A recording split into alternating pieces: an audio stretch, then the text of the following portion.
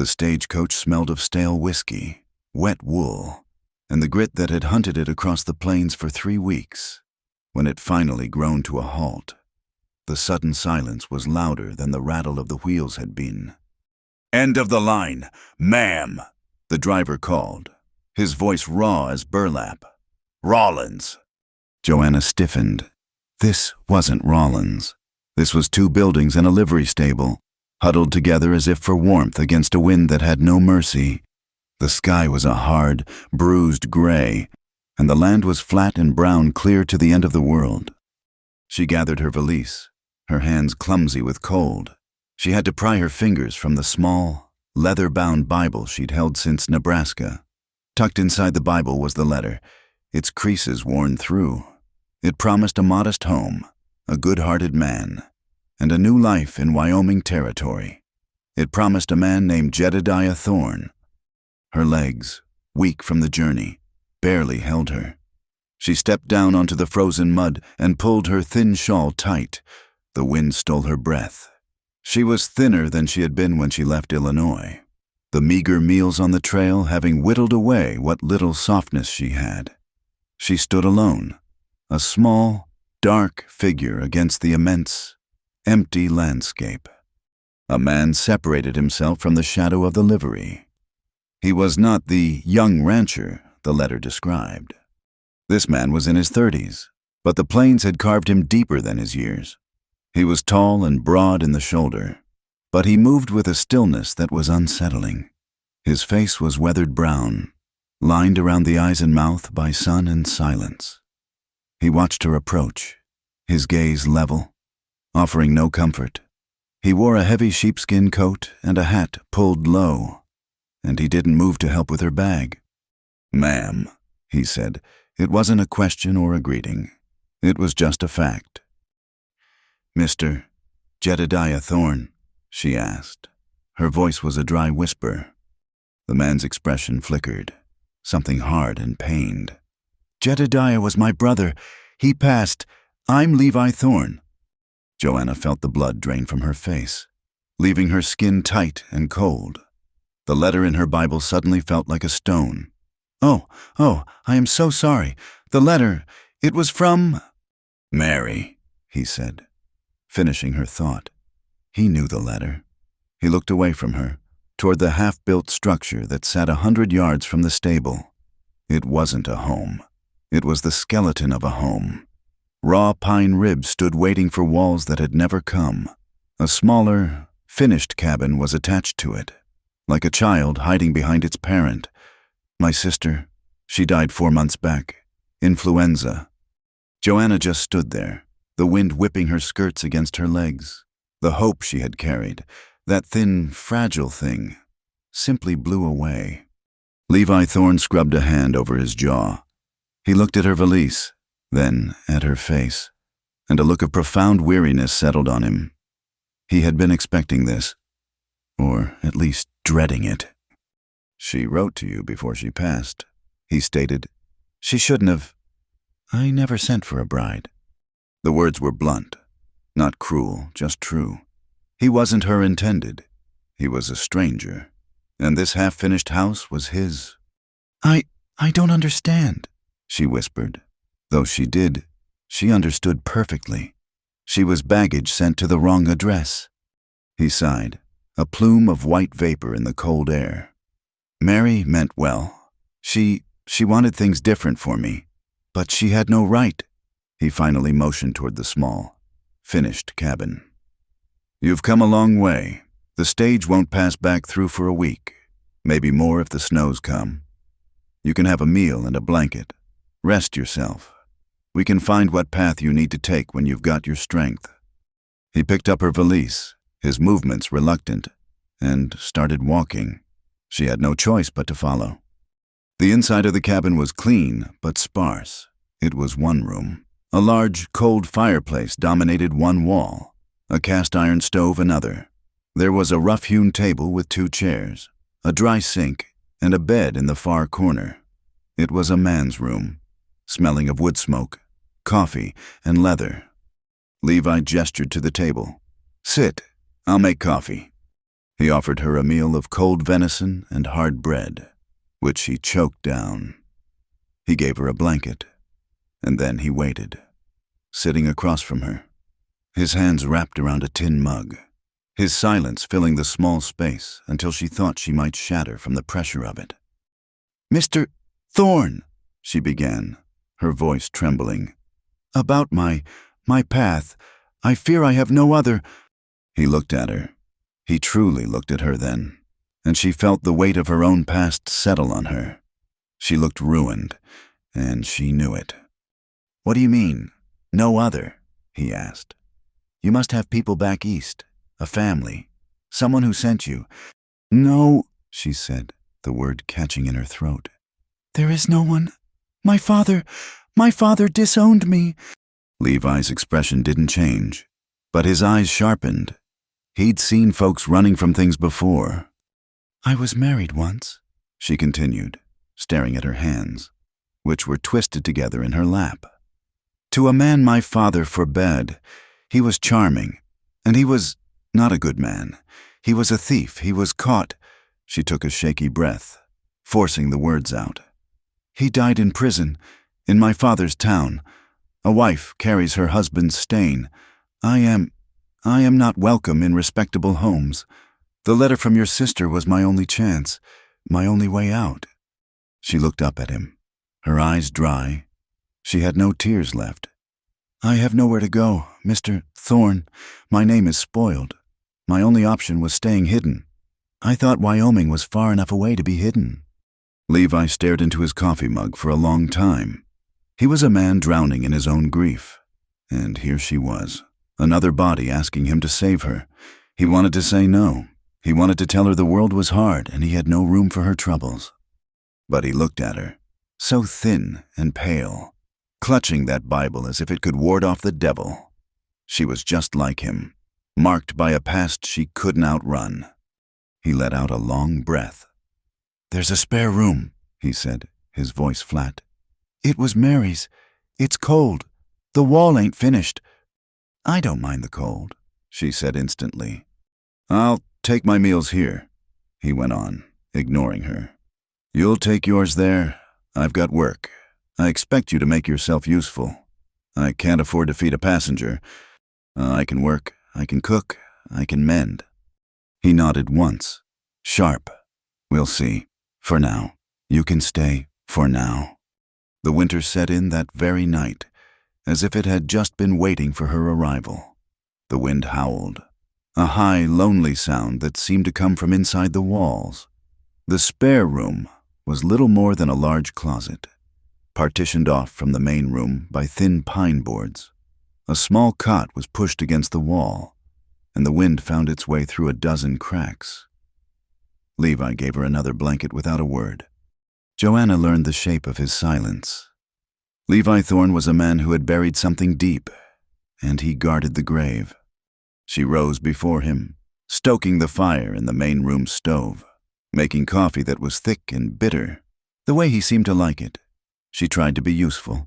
She learned the cabin and its needs. She scrubbed the floors. She cooked meals, simple things with cornmeal and salt pork, leaving his plate on the table for him. He would come in from the cold, his face grim, and eat without comment. He never thanked her. He never complained. She took to mending his clothes. His work shirts were worn thin at the elbows, his gloves stiff with grime. She sat by the fire late at night, long after he had rolled into his blankets on the far side of the room, and pushed her needle through the tough fabric. Her fingers, unaccustomed to such rough work, cracked and bled. She tried to help with the livestock. There were 2 horses and a single, stubborn milking cow in the barn. The first time she went out, the wind nearly knocked her from her feet. The cold was a physical weight. Levi found her struggling to haul a bucket of water, her shawl frozen stiff. He took the bucket from her without a word, his expression dark. "Stay inside," he grunted. "You ain't built for this." "I can learn," she insisted, her teeth chattering. "I don't need the trouble of nursing you," he said, and turned his back, vanishing into the driving snow. The tension in the cabin grew as thick as the frost on the windows. They lived in the same small space. Two ghosts haunting the same house. A wall of misunderstanding rose between them, built brick by brick with unspoken assumptions. He watched her sometimes, when she thought he wasn't. He saw the way she looked at the unfinished part of the house, the empty spaces where a family was supposed to be. He saw the gentleness in her hands when she mended his shirt, a softness that didn't belong in his world. He assumed she pitied him. He figured she looked at him, a silent, failed rancher in a half-built house, and compared him to the polished man back east who had ruined her. He mistook her quiet fear for disdain. She, in turn, felt his rejection in every moment. He wouldn't speak to her. He wouldn't meet her eye. When he rode to the outpost for supplies, he told her to stay put. She believed he was ashamed of her. She was the mail-order bride he never wanted, the fallen woman with a stained name. His silence, she thought, was his judgment. She was a burden he was forced to bear, and he resented her for it. Neither of them said what they felt. The silence was safer. One afternoon, Levi was out checking his traps, and the quiet of the cabin pressed in on Joanna. She was dusting, a useless task in a house where the wind brought the outside in. She went to his small chest of drawers, looking for a clean rag. She pulled open the bottom drawer. It was filled with old papers, a harness buckle, and other bits of a man's life. Tucked in the back, wrapped in oilcloth, was a small, faded photograph. Joanna unwrapped it carefully. It was a picture of a woman and a small child. The woman was not beautiful, not in the way of the ladies back in Illinois. She was sturdy, with kind eyes and a wide, capable mouth. She was smiling at the baby on her lap, a child of perhaps 1 year wrapped tight in a blanket. Joanna's breath caught. This was it. This was the buried sorrow. This was the ghost that truly owned this cabin. She wondered if it was Levi's wife, his child. But no, he had never mentioned a wife. She looked closer at the woman's face, tracing the kind lines. She heard the crunch of boots on the snow outside. Her heart leaped into her throat. She quickly rewrapped the photo, shoved it back into the drawer, and pushed it closed, her hands shaking. When Levi entered, stamping the snow from his boots, she was sitting at the table, her Bible open, her hands trembling so badly she couldn't hold them still. He glanced at her, then at the chest of drawers. He knew, or perhaps he just sensed the disturbance in the air. He didn't say anything. He just hung his coat on the peg and went to the stove to pour a cup of coffee. But Joanna saw the way his jaw tightened, the way his shoulders hunched, as if shielding himself from a blow. She had touched the grave. She didn't ask about the picture. It lingered in her mind. A third person in the room with them, a woman who had been loved, a child who had been wanted. The next week, the real blizzard hit. It didn't just snow. The world ended. The wind came from the north, a high, screaming shriek that never stopped, day or night. The temperature plummeted so far that the very wood of the cabin groaned in protest. Snow piled up against the windows, blotting out the meager light, plunging the cabin into a perpetual gray twilight. Levi fought his way to the barn to feed the animals and came back coated in ice, his beard a frozen mask.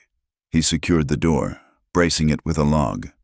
"We're trapped," he said. It was the longest sentence he'd spoken to her in a week. For 3 days, they were prisoners in that one room. The wind was so loud they had to shout to be heard, but they had nothing to say. They sat. The routine of chores vanished. There was nothing to do but feed the fire, melt snow for water, and wait.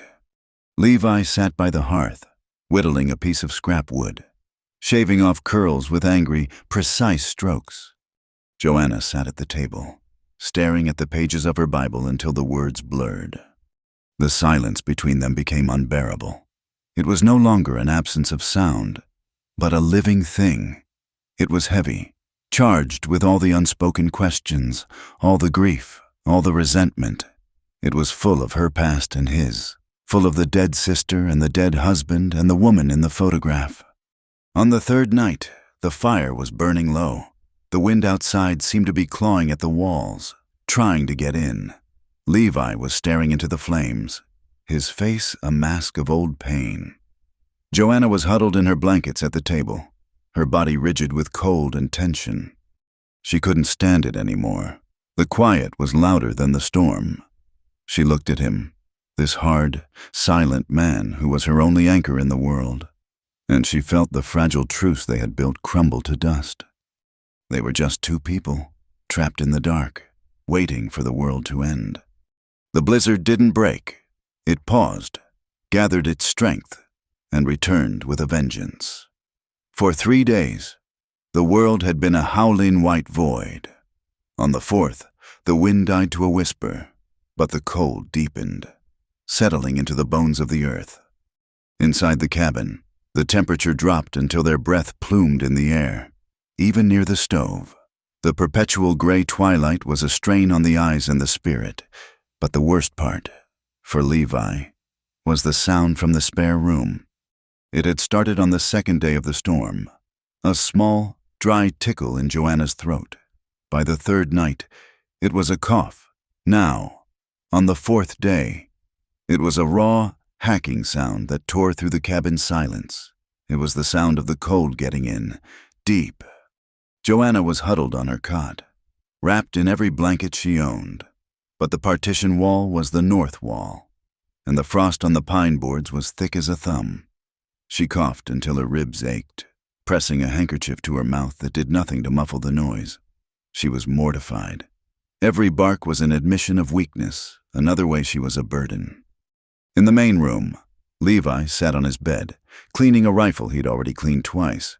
He winced at a particularly harsh fit of coughing. It was a sound he knew. It was the sound that came before the fever, before the rattling in the lungs, before the stillness. It was the sound that had taken his sister. He set the rifle down with a sharp clack, his patience gone.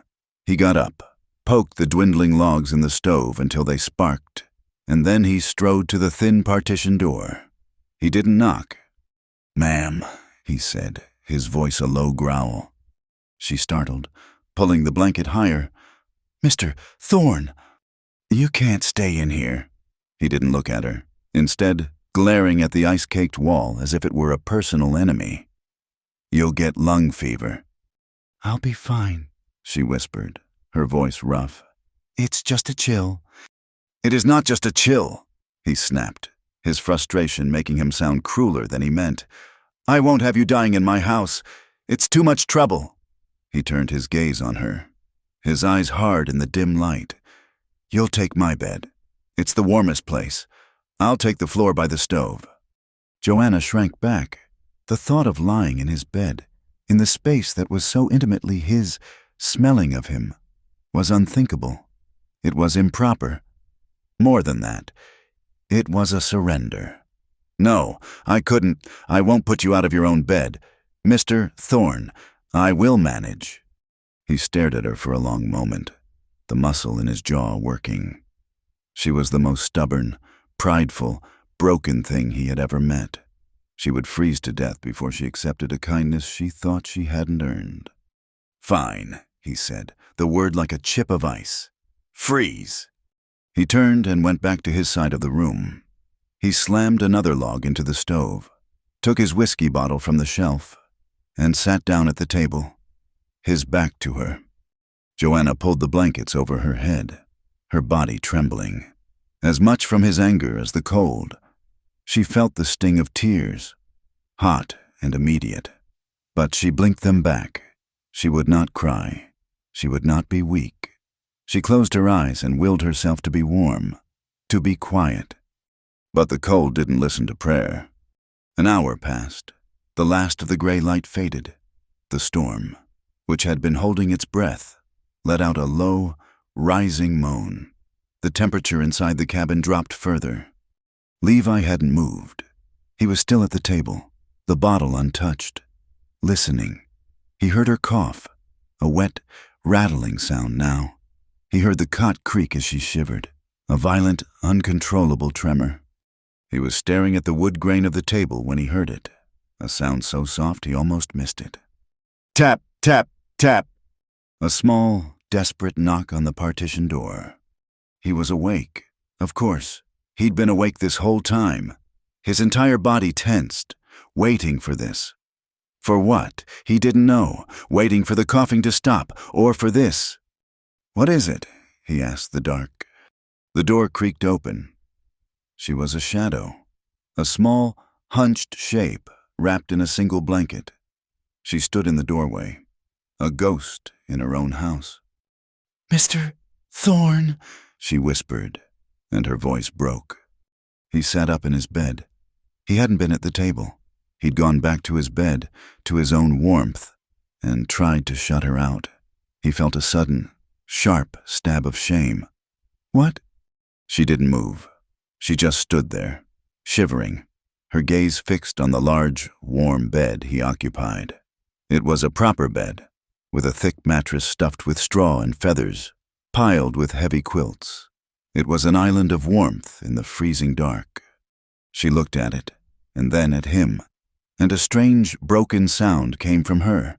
"The bed's too big," she muttered. It was the strangest thing she could have said. It made no sense. He frowned, trying to understand. Was she delirious with fever? She took a step into the room, her teeth chattering so hard he could hear them. And then he understood. She wasn't talking about her cot. She was looking at his bed. It was too big and too warm for one person, while another froze to death a few feet away. It was a desperate, roundabout plea. She was too proud to ask for help, so she had come and stated a fact. Levi was a man of few words, and he respected the agony it must have taken her to say even that much. He didn't want to shame her by making her ask again. He didn't want to shame her by getting up and giving her the bed, because he knew she would just flee back to her cold room. He looked at her, this shivering woman, her pride in tatters. He felt a deep, aching pity, and something else, a kinship. He didn't move his body. He didn't speak. He just lifted his hand and patted the empty side of the mattress. It was an invitation. Joanna froze. She stared at his hand, then at his face in the dark. This was not what she had expected.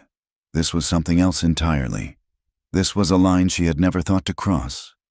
But the cold was a blade in her lungs, and he wasn't looking at her with hunger or pity. He was just waiting. She took one faltering step, then another. She walked to the bed, her bare feet silent on the cold floorboards. She didn't climb in. She just stood beside it, trembling. Levi let out a small sigh, a sound of impatience. He reached over, grabbed the edge of the heavy top quilt, and threw it back. "Get in, ma'am, before you die on your feet."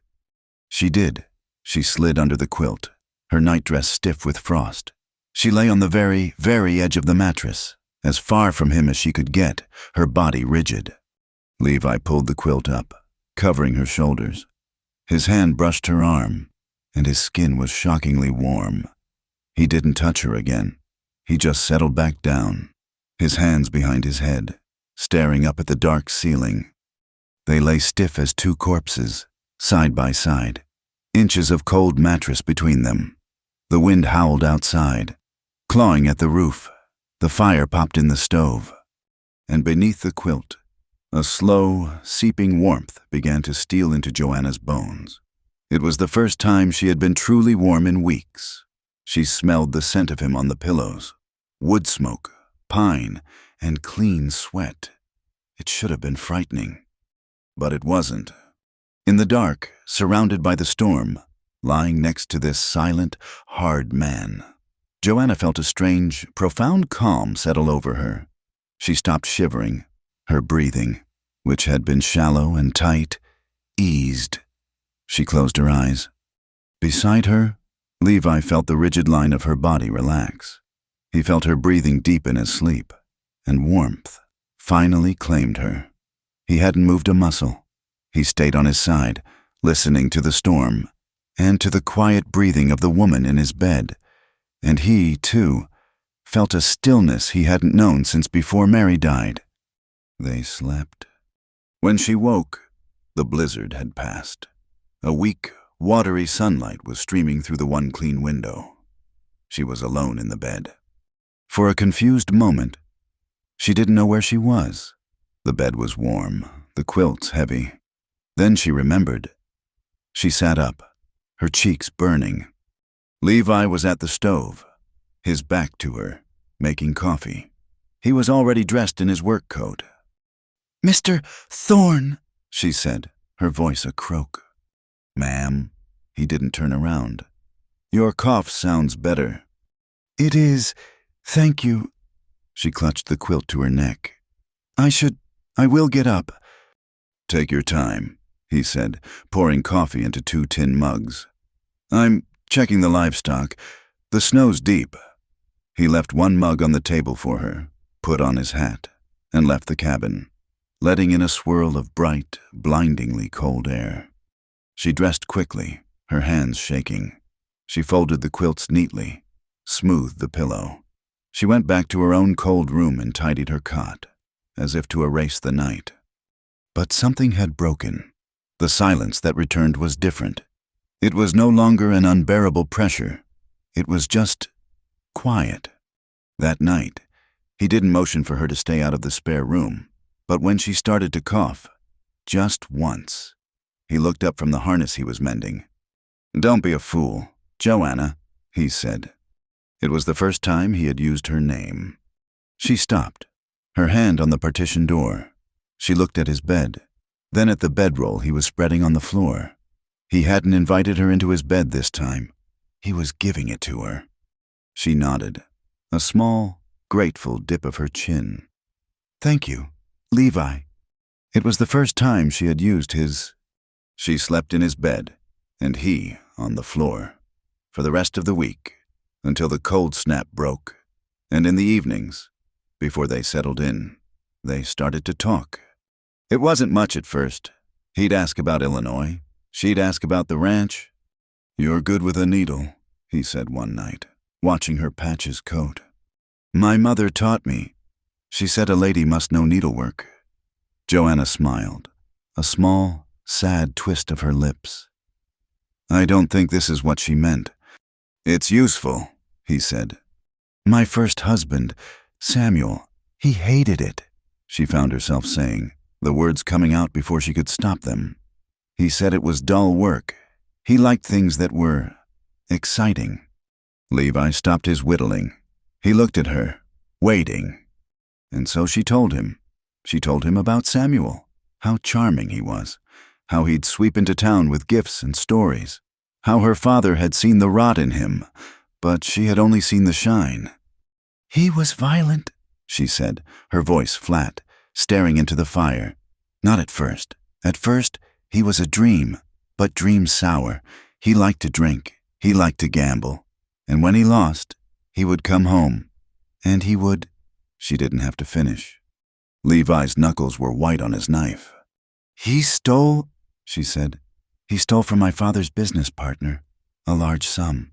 When the sheriff came, Samuel was gone. He'd run off, left me to face them. My father, he paid the money back, but he told me I had made my bed. He said my name was a disgrace to him." She looked up at Levi, her eyes dry and clear. "They arrested Samuel a month later. He fought. He was wounded. He died in the prison infirmary. And my father, he told me I was a widow, and a thief's widow at that. He told me to leave his house. That's when I answered your sister's letter. I had nowhere else to go." Levi was silent for a long time, just watching the fire. "You ain't a thief," he'd said, finally. "It doesn't matter what I am," she said. "It only matters what people say I am." "I know about that," he said, his voice so low she had to lean in. He picked up the knife, but he didn't whittle. He just held it. "The picture," he said, not looking at her. "The one you found in my drawer." Joanna's face flushed. "I'm sorry, I shouldn't have—" "It's fine," he cut her off. "It was my brother, Jedediah, his wife, Sarah, and their boy, Thomas."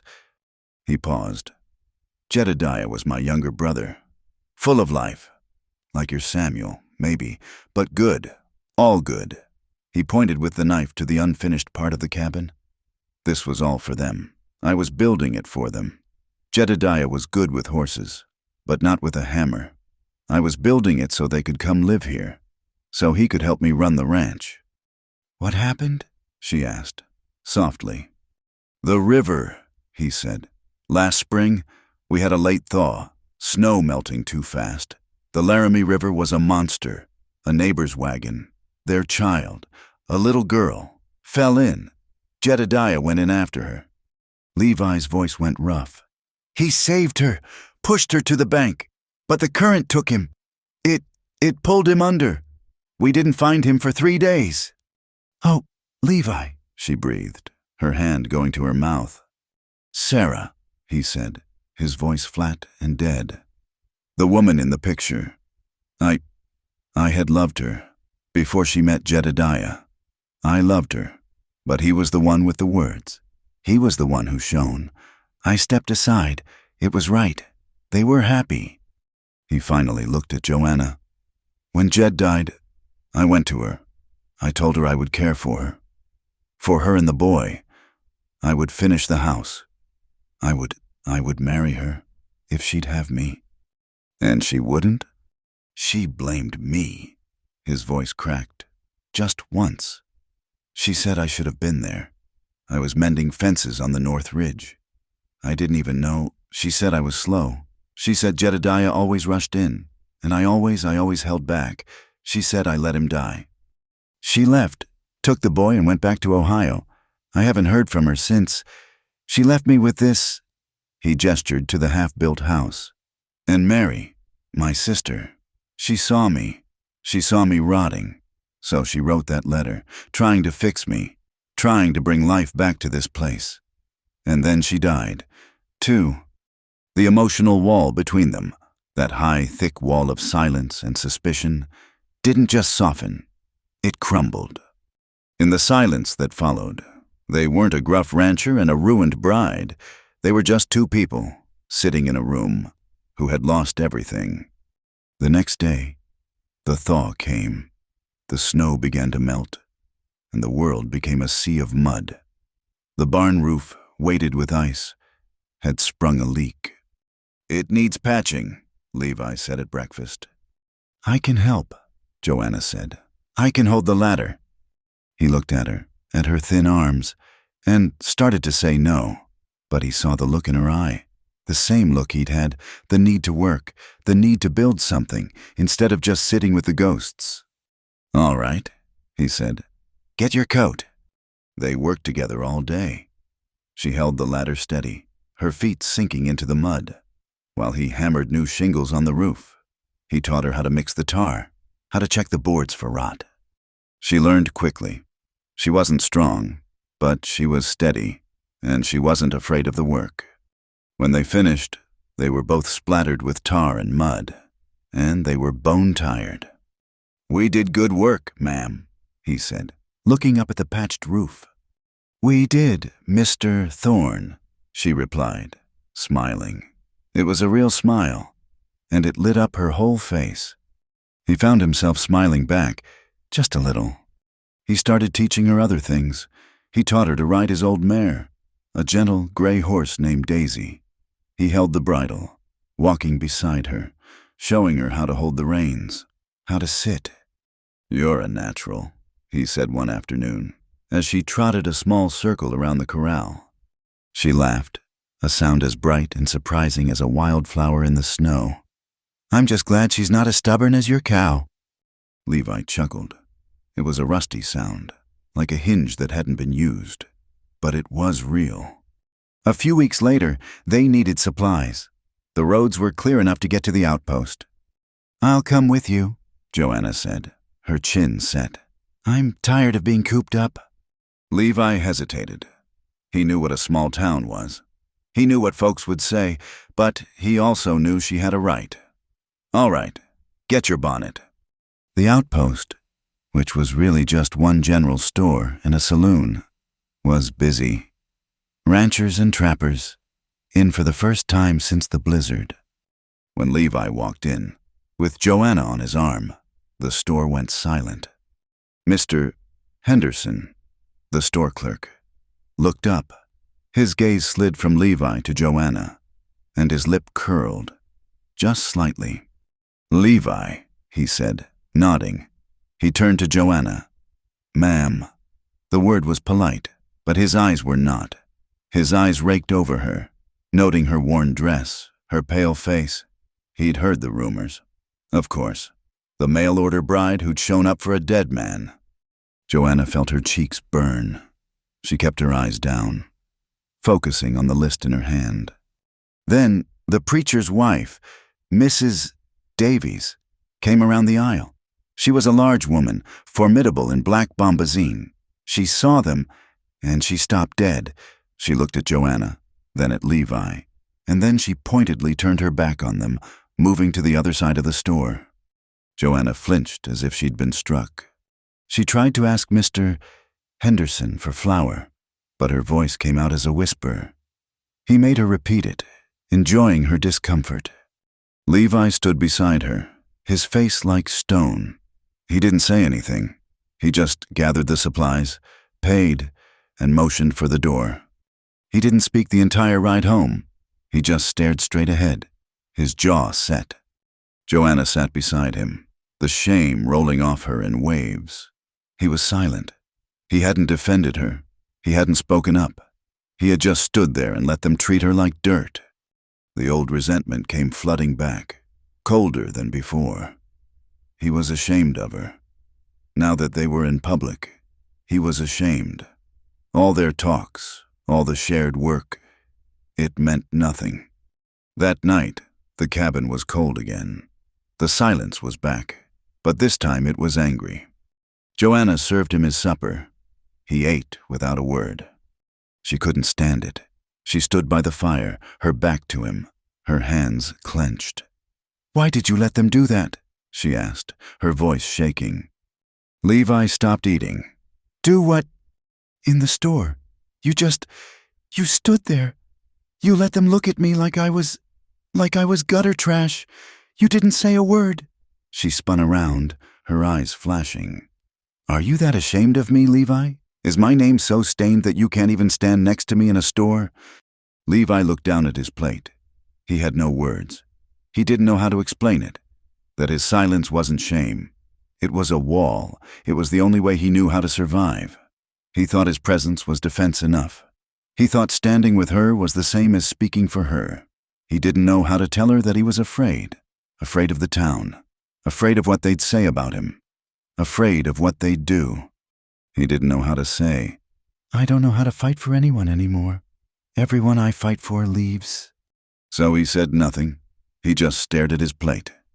Joanna let out a choked sound, half sob, half laugh. "I see." She turned on her heel. She went into the spare room, to her own cold cot, and this time, she slammed the partition door. That night, they slept apart again, and the wall between them was higher than ever. The slam of the partition door was a sound as final as a gunshot. In the main room, Levi sat at the table, his head in his hands. He heard the small, scraping sound of her cot as she climbed into it. He heard one, single, choked-off sob, then nothing. The cabin was back to what it was. Only worse. Before, they had been strangers, bound by a reluctant decency. Now, they were enemies, bound by a shared, public humiliation. He had failed her, in the one moment that mattered, when the world had looked at her with contempt. He had stood by and said nothing. His silence hadn't been shame, not of her. It had been the old, cold fear of a man who had lost too much. It was the paralysis of a man who believed that to fight for something was to curse it, to mark it for the grave. By standing silent, he had thought he was protecting her, drawing no attention. Instead, he had confirmed their judgment. He had as good as agreed with them. He got up, not to his bed, but to his bedroll on the floor. He lay down in the dark, staring at the ceiling, and felt the full, crushing weight of his brother's death, of Sarah's departure, of his sister's wasting sickness. He was a man who failed, and now he had failed the stranger he had taken in. For 3 days, they lived as ghosts. Joanna rose before him, She made the coffee. She cooked the breakfast. She left his plate on the table and took hers back to her cold room. The cot was damp. Her cough, which had almost vanished, returned as a small, dry tickle. She ignored it. It was a small price to pay. She did her chores with a grim, tight-lipped efficiency. She scrubbed the floor. She mended. She fed the cow. She avoided his eyes. He, in turn, worked himself to exhaustion. He rode out at dawn and came back at dusk, his face grim and chapped by the wind. He was checking fences, trapping, doing anything to stay out of that small, silent cabin. Joanna knew she had to leave. She couldn't stay. She had traded her father's polite, cold prison for Levi's silent, cold one, at least in Illinois. She had known her enemies. Here, the man who had shared his bed with her to save her from a chill couldn't even meet a store clerk's eye for her. The shame of it was a physical ache. She began to plan. She had no money. The stagecoach fare was impossible. She would have to walk. Maybe she could find work in a different town, a place far enough away, like Rawlins, or even Cheyenne, a place where she could be a seamstress or a laundress. Any name but her own. She began to prepare, in secret. Her actions felt low, like a thief's. When he was out of the cabin, she would go to the pantry. She took a handful of hardtack and wrapped it in a cloth. The next day, 2 strips of dried venison. The day after, a small twist of salt. She hid them in the bottom of her valise, under her one spare dress. Each small theft was a new layer of shame. She was becoming the woman her father claimed she was. She was packing the bag, her hands shaking, her heart a cold stone in her chest. She had decided. She would leave that night, after he slept. She would walk east. The road had to lead somewhere. She was just tucking the last of her pilfered food away when she heard the horse. It was too early. He wasn't due back for hours. A knot of fear tightened in her stomach. She hurried to the door and looked out. Levi was on his horse, but he wasn't riding. He was slumped forward, his head resting on the mare's neck. The horse, old Daisy, just stood by the trough, patient, waiting. "Levi," she called. He didn't move. She ran from the cabin, her skirts kicking up the half-frozen mud. "Levi!" He stirred, lifting his head. His hat was gone. Joanna stopped dead, a gasp catching in her throat. His face was a ruin. His left eye was swollen completely shut, the skin around it a sickening dark purple that was already turning black. His lip was split, a deep, bloody gash that ran from his mouth to his chin. His knuckles, gripping the saddle horn, were raw and scraped, the skin torn away. He was coated in mud and sawdust, and he reeked of cheap whiskey. "Dear God in heaven," she whispered. He managed to swing his leg over the horse, but his knees buckled. He would have fallen if she hadn't rushed forward and caught him. He was a dead weight, leaning on her, his breathing a wet, ragged sound. "Inside," she grunted, taking his arm and looping it over her shoulder. "Help me, Levi, walk." He stumbled with her, his boots dragging. She got him through the door and into the chair by the stove. He collapsed into it, his head lolling back, his good eye staring at the ceiling. For a moment, Joanna was paralyzed by a blind, hot fury. She was angry at him for his recklessness, for his stupidity, getting into a saloon brawl like some drunken cowboy. She was furious that he had frightened her. Then she saw the pain in his one good eye, and the anger dissolved, leaving only a cold dread. "Stay!" she ordered, her voice sharp. She ran to the basin, pumped cold water into it until it overflowed, and grabbed a clean rag from the drawer. She knelt in front of him, her hands shaking so badly she could barely wring out the cloth. "You are a fool, Levi Thorne," she whispered, her voice trembling. She touched the rag to his split lip. He hissed, a sharp intake of breath, and jerked back. "Hold still," she commanded, "or you'll look worse than you already do." She dabbed at the blood. her touch surprisingly gentle, despite her anger. "What happened? Did you get drunk and pick a fight you couldn't win?" Levi closed his good eye. He was exhausted. Didn't pick it, just finished it." "Finished it? Who? Why?" He was quiet for a long moment, just breathing, as she carefully cleaned the grit from the cut. "I had to get supplies. In town." "You went back to the outpost?" she asked, incredulous. "Had to," he muttered. "Went to the saloon. To wash the dust down." "And?" "He was there. Henderson, the store clerk." Joanna's hand paused, the wet rag hovering over his face. "Mr. Henderson." "And a few others. The preacher's son, that loudmouth trapper, Silas. They were talking, drinking." She knew. Before he said it, her stomach went cold. "Talking about what, Levi?" He opened his good eye and looked at her. "About you, Joanna." She didn't breathe. "They were using words," he said, his voice thick and rough. "Ugly words. About a woman who'd come for a dead man. About, well, they were drunk, and they were loud." She swallowed, her throat dry. What did you do?" "I told them to stop. I told Henderson to shut his mouth.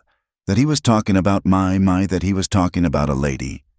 Joanna's eyes filled with tears, hot and stinging. She blinked them back. "Henderson, he laughed," Levi continued, his voice dropping to a low rumble. He said, "What kind of man takes in another man's leavings? He called you a name, Joanna, a bad name." He looked down at his own bloody knuckles. "So I hit him. I broke his nose. I think. Then the preacher's son jumped on my back. It was a mess." Joanna stared at him, at this bruised, broken man who had sat silent in the store while she was humiliated. He had let his fists speak for him, in the one place she couldn't see. She was furious, and she was touched, so deeply, profoundly touched that it hurt, somewhere deep in her chest. No one had ever fought for her. Samuel had fought with her. Her father had fought against her, but no one had ever taken a blow for her.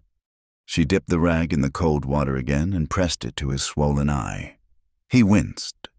"You are an idiot, Levi Thorne," she said again, but this time her voice was soft, thick with tears. "A complete and utter fool, to get beaten half to death for me." He reached up, his rough, scraped hand closing over her wrist. His touch was surprisingly gentle. He stopped her hand, pulling it away from his face. "Joanna." She looked at him, the tears finally spilling over, running down her cheeks. "I'm sorry," he said. "You should be," she whispered. "Look at you." "No." He shook his head, a small, pained movement. Not for the fight. I ain't sorry for that. I'm sorry for the store. The other day. With you." This was it. Her breath hitched. I wasn't ashamed of you, Joanna. I want you to know that I was ashamed of me." She just looked at him, waiting. I'm not good at protecting things," he stammered, his good eye searching her face. "Everyone I try to, my brother, Sarah, they end up gone. I thought, in the store, I thought if I just stood quiet, if I didn't make a fuss, they'd just let us be. I thought my silence was a shield, to keep the world off you." He let go of her wrist and looked down at his lap. It was a coward's way. I didn't know if I had the right to speak for you. You ain't my wife. You ain't my kin. I didn't know if I deserved to speak for you." The confession hung in the air, raw and honest. He wasn't ashamed of her. He was afraid of failing her. And in his own brutal, silent way, he had gone back to town and tried to fix it. She didn't say anything. She just finished cleaning the cut on his lip. The bleeding had mostly stopped. She threw the bloody rag in the basin. She stood up, and for a long moment, she just looked down at him. Then she reached out and placed her hand on his shoulder. He tensed at the contact. She just kept it there. Her hand was small, but it was warm. He could feel the heat of it, even through his thick shirt. It wasn't a nurse's touch. It was a comfort. He was so tired. He leaned into her hand, just a fraction of an inch, closing his good eye. He felt the trembling in her fingers.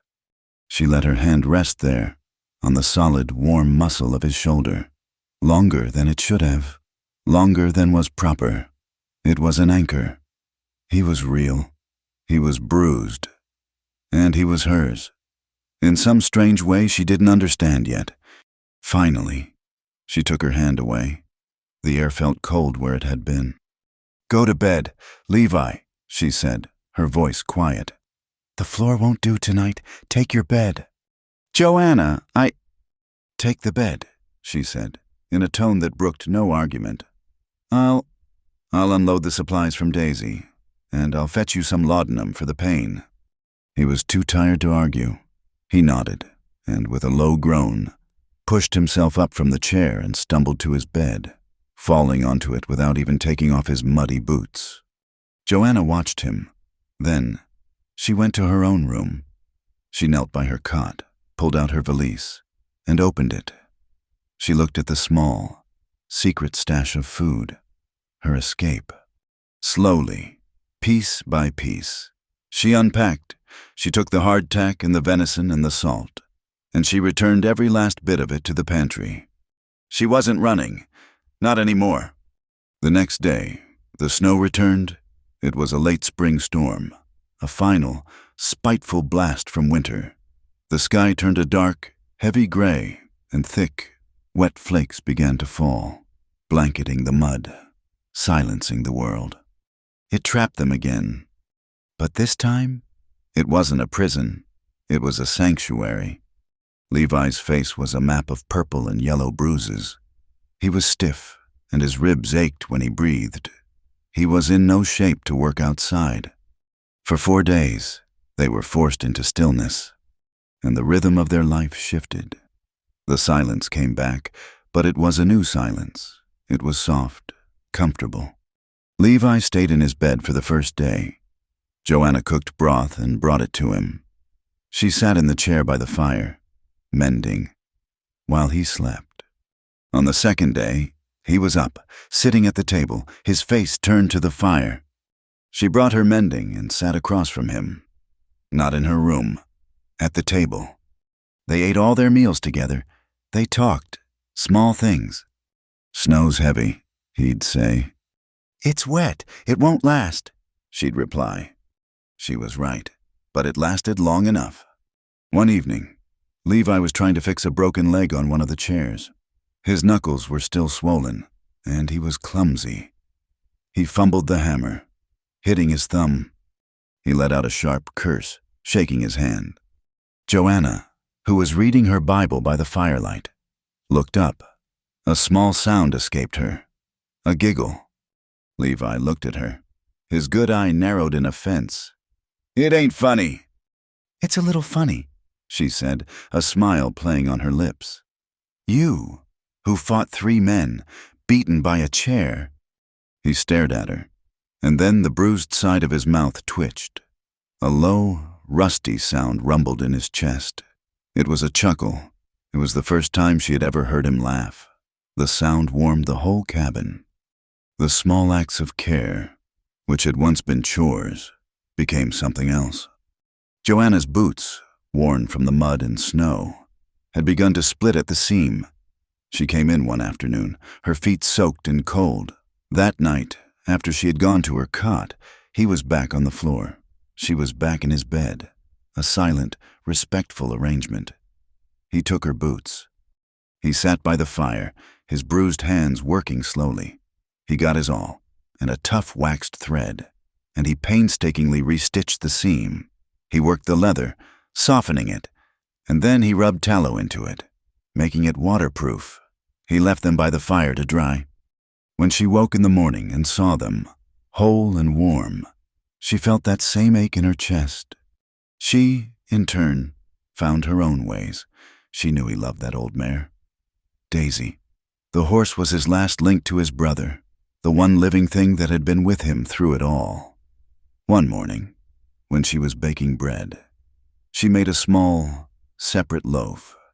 She mixed in a spoonful of molasses and a handful of oats.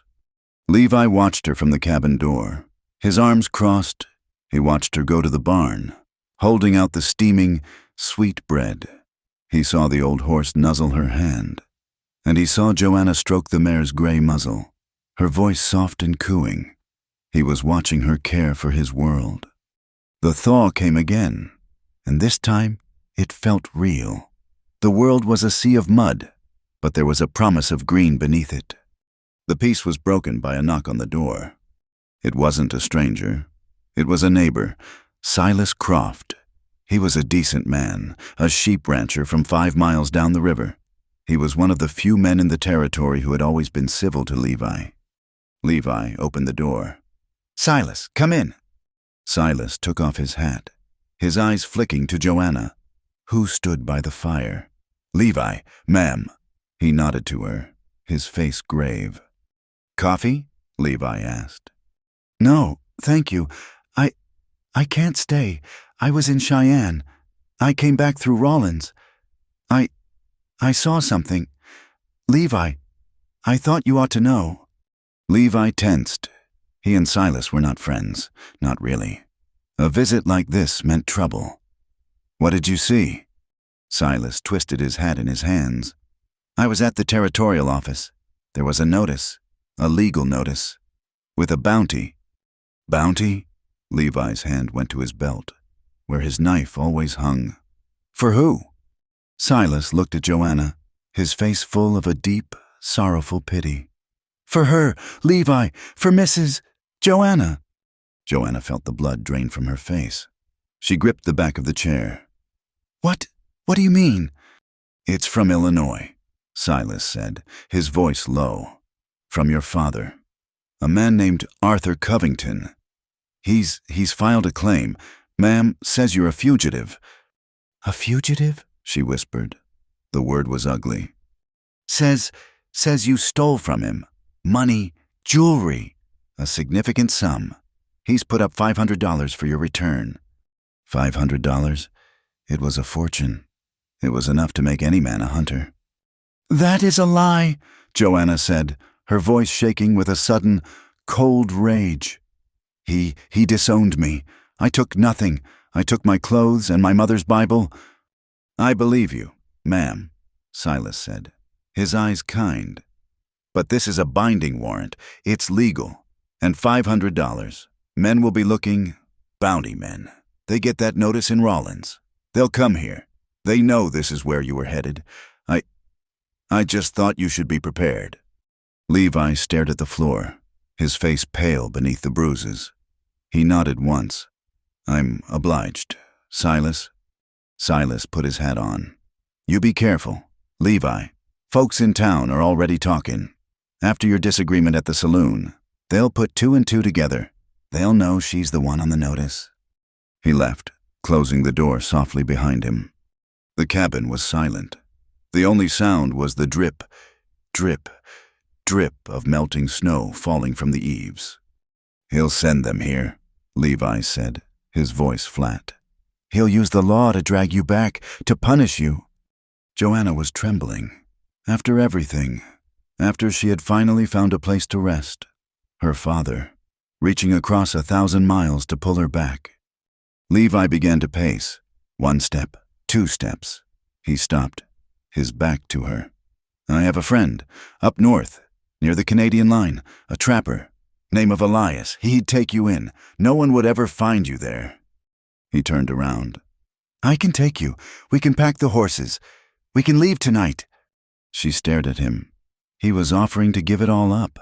This land, this half-built house that held all his ghosts. He was offering to run with her.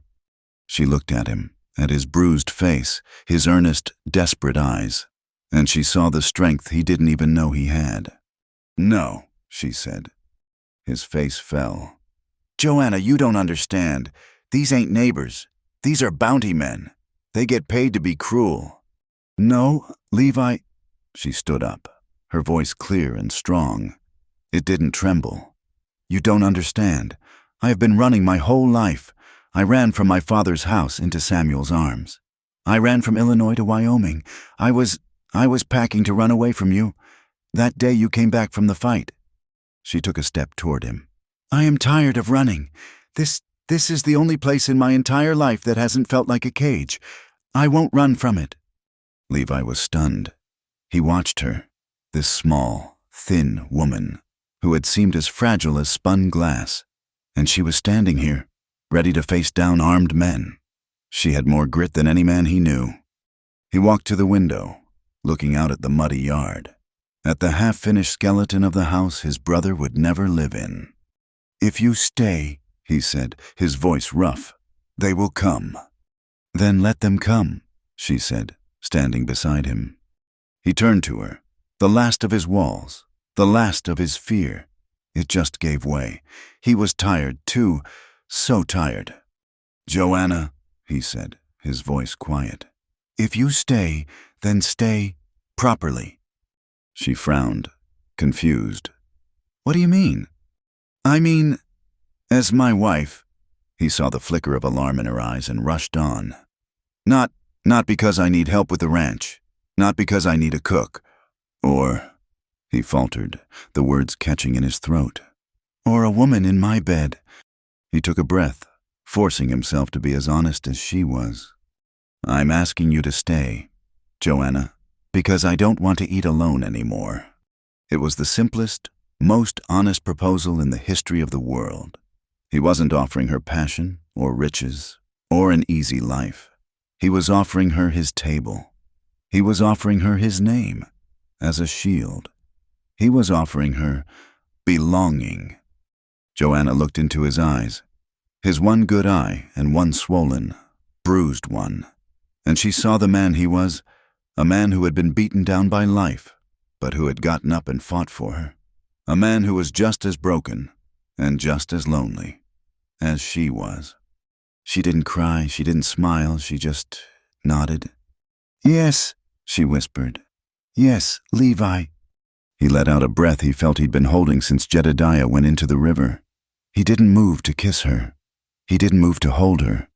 He was too bruised. She was too precious. Instead, he just reached out his hand. The one with the torn knuckles. He didn't take her hand. He just brushed his rough, calloused fingers against the back of hers. It was a spark, a promise. "All right, then," he said, his voice suddenly gruff, as if he were closing a deal on livestock. I'll ride to the outpost tomorrow. See about the preacher." "Levi," she said, not moving her hand. "Yes?" "The preacher's wife. She doesn't like me." A small, grim smile touched Levi's bruised lips. "She don't have to like you, Joanna. She just has to watch her husband do his job." They didn't ride to the preacher the next day. The new, fragile piece of their agreement, her yes and the brush of his fingers, was shattered by the arrival of 2 riders. Joanna saw them first. She was taking scraps to the chickens, the late morning sun feeling thin and weak. They were a mile off, coming slow, but with a purpose. She felt the old, cold dread knot in her stomach. "Levi," she called, her voice tight. She didn't run. She just stood by the woodpile, waiting. Levi came out of the barn, wiping his hands on a rag. He saw the riders, and his whole body went still. He looked at her. "Go inside. Joanna, lock the door, and stay away from the window." "No," she said. She stayed right where she was. He looked at her, at the stubborn set of her chin. He saw the fear in her eyes, but she wasn't running. He gave a single, grim nod. "All right, stand behind me." He didn't draw his pistol. He just stood on the porch, his arms crossed, his bruised, beaten face making him look like a man who had nothing left to lose. The riders stopped 20 yards from the house. One was a young deputy, his face nervous. The other was Sheriff Brody. He was an older man, with a heavy gray mustache and eyes that had seen too much. He knew Levi. He had known Levi's brother. "Levi!" the sheriff called, his voice heavy with reluctance. He didn't get off his horse. "Sheriff," Levi answered. The air was cold and still between them. "I'm not here for trouble. Levi, you know that. But I've got a warrant here. A legal notice from the territory marshal, filed in Illinois." "I know what it is," Levi said, "and I know what it's for, and it's a lie." "That may be," Brody said. Sighing, he unrolled the paper. "But the paper is what matters. It claims a woman, one Joanna Covington, absconded with $500 in cash and jewelry. It places a bounty for her return. I'm here to ask if you've seen such a woman." Levi's voice was flat and dead. "You know I have—" The young deputy shifted, his hand moving near his holster. "She's not going," Levi said. "It wasn't a plea. It was a statement of fact." Sheriff Brody rubbed his face. "Levi, don't make this hard. You're a good man. You've had enough grief. But this is the law. If she's here, you have to give her up." "No." "Son," the sheriff said, his voice hardening, "you're harboring a fugitive. That paper gives me the right to search your property. And if I find her, and you resist, that makes you an outlaw. Is that what you want? To lose this place? For her?" Before Levi could answer, Joanna stepped out from behind him. She walked to the edge of the porch. Her hands were shaking, but her voice was clear. "Sheriff," she said. Brody's eyes softened. Just a little. When he saw her, he took off his hat. "Ma'am, I'm afraid you need to come with us." "I will not," she said, "because that warrant is built on a falsehood. I did not steal any money. I did not steal any jewelry. My father is a powerful man, and a cruel one. He disowned me.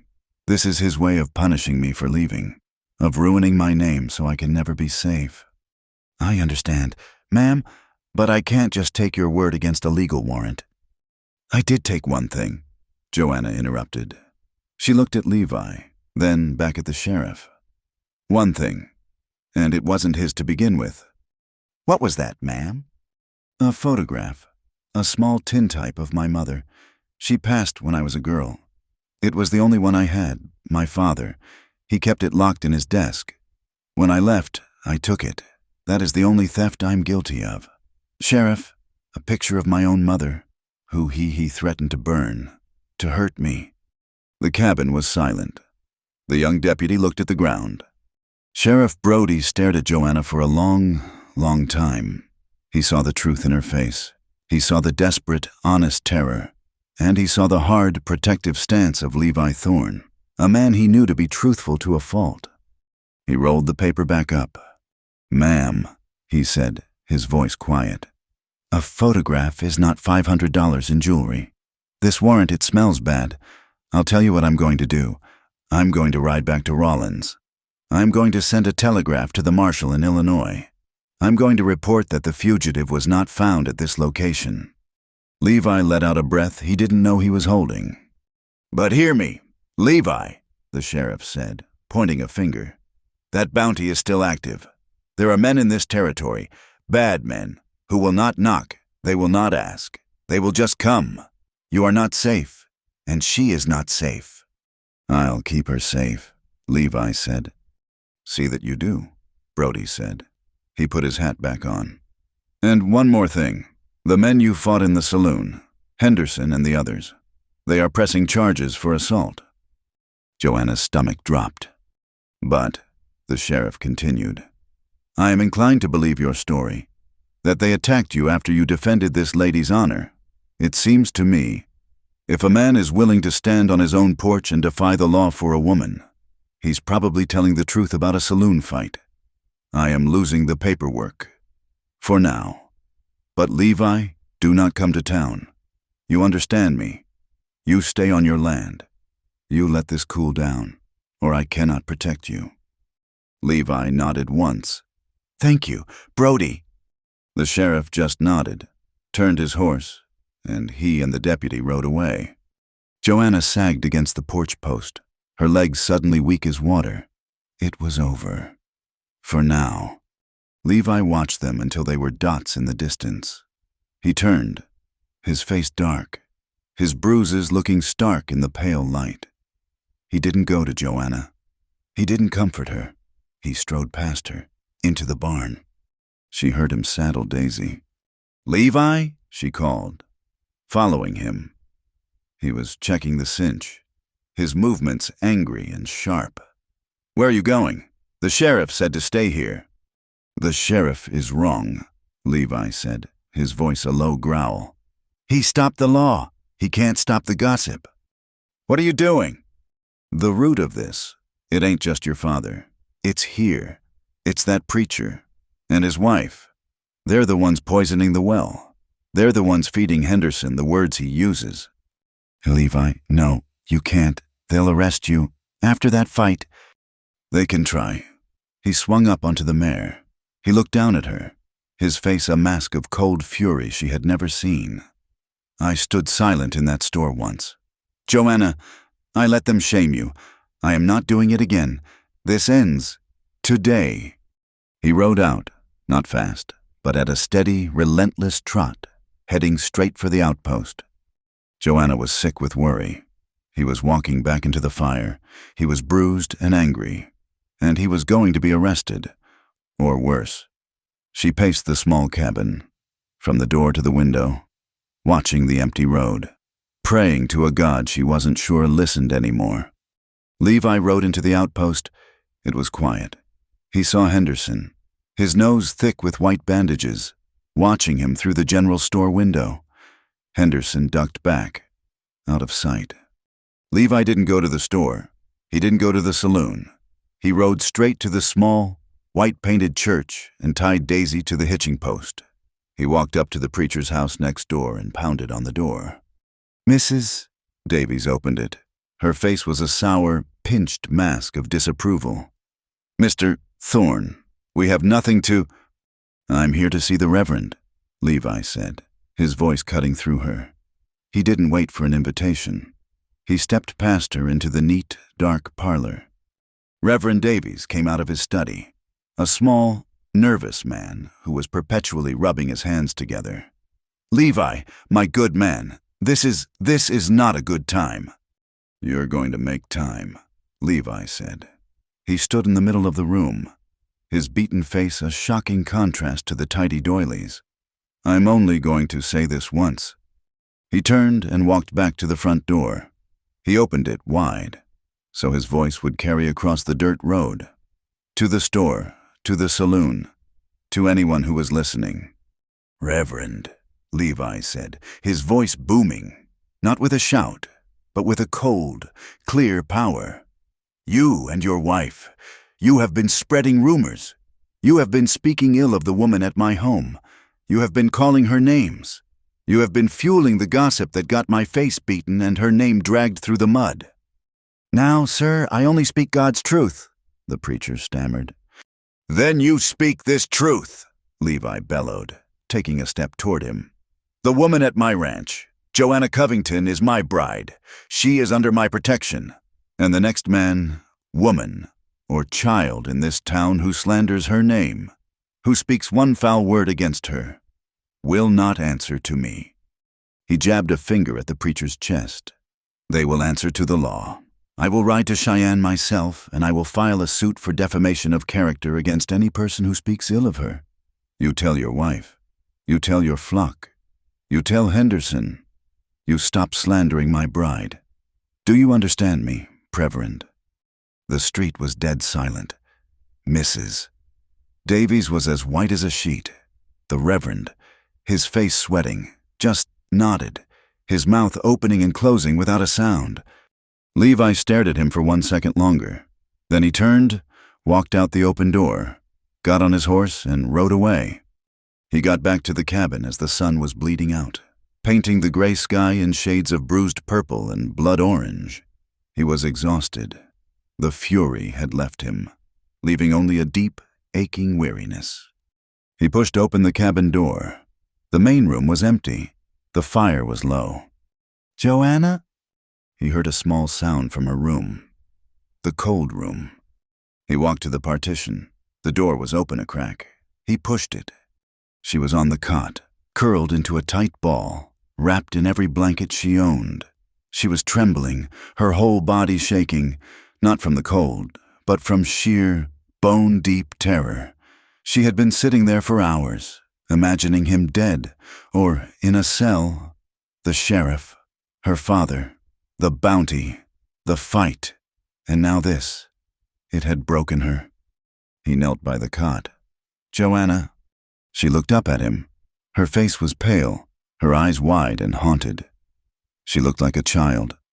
"Levi," she whispered, and her voice was so small, so broken, it cracked his heart.